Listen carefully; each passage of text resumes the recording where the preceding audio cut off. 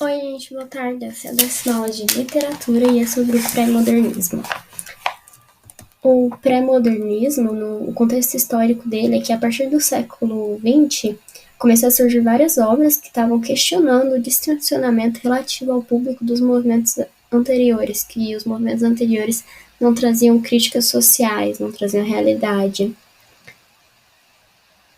Esse afastamento da realidade, das críticas sociais, começou a ser considerado uma atitude alienante e começaram a defender a prática da arte mais engajada e voltada para a problemática social, que antes não era defendido. No contexto histórico também estava acontecendo a Primeira Guerra Mundial e no Brasil uma série de revoltas eclodiu por todo o país.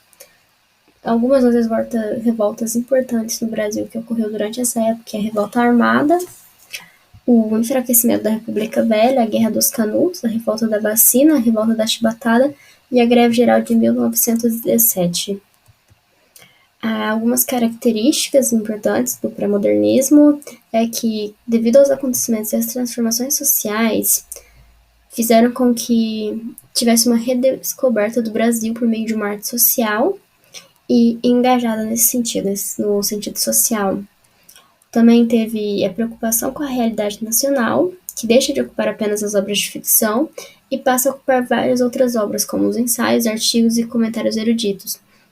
Teve também a crítica às instituições, que eram tomadas como elementos da cristalização e acomodação de uma estrutura de poder que resultava na cegueira às reivindicações de vastas camadas da população brasileira. E na ficção, os ambientes antigos começaram a ser explorados, só que agora de forma a evidenciar seus aspectos mais tristes e pobres. A literatura passou a ter função de denúncia social também. O sertão, o interior e os subúrbios, que antes apareciam como alegres, como lugares bucólicos, eles começaram a ser tratados como representação do atraso brasileiro. O sertanejo ele deixa de ser servil e ordeiro, o suburbano não é mais alegre e expansivo, e o caipira não é mais saudável e trabalhador. A imagem que esses personagens passam a representar liga eles à decadência, ao desmazelo e à ignorância. Tem um regionalismo crítico, que é diferente da idealização romântica. A literatura passa a ter função da denúncia social, que começa a explicar as razões do nosso atraso, discutindo alternativas para esse atraso.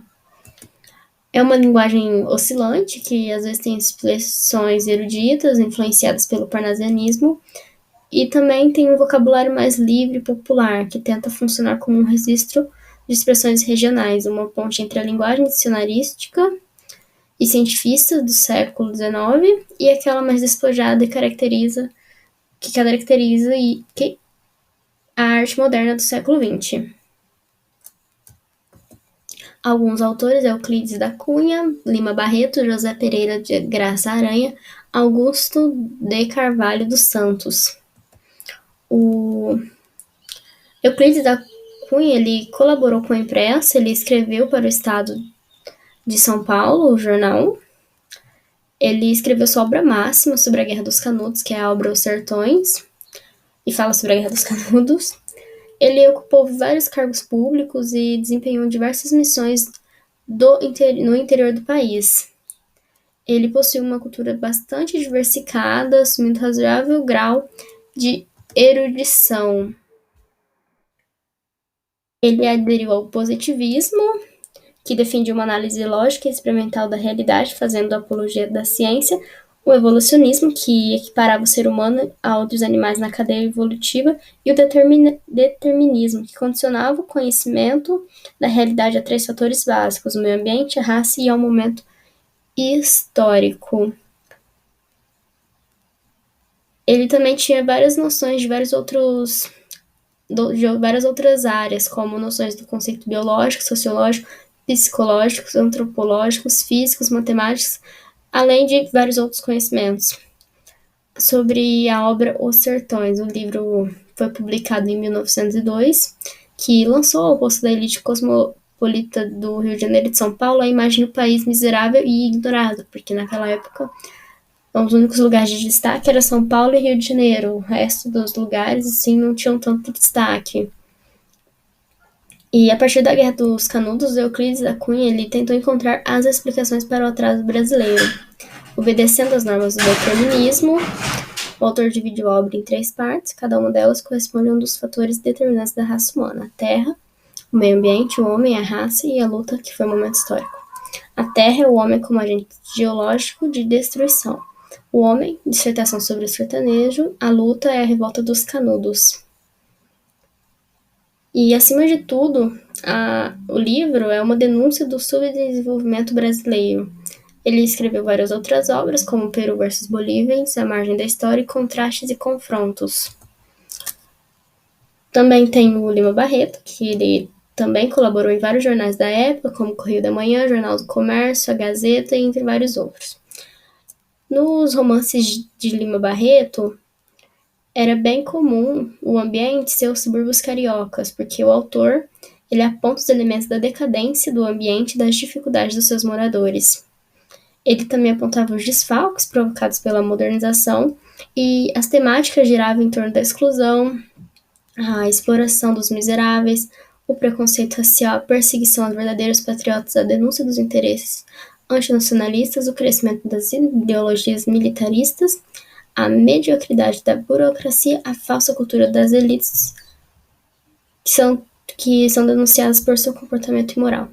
Tem uma linguagem coloquial, livre, direta.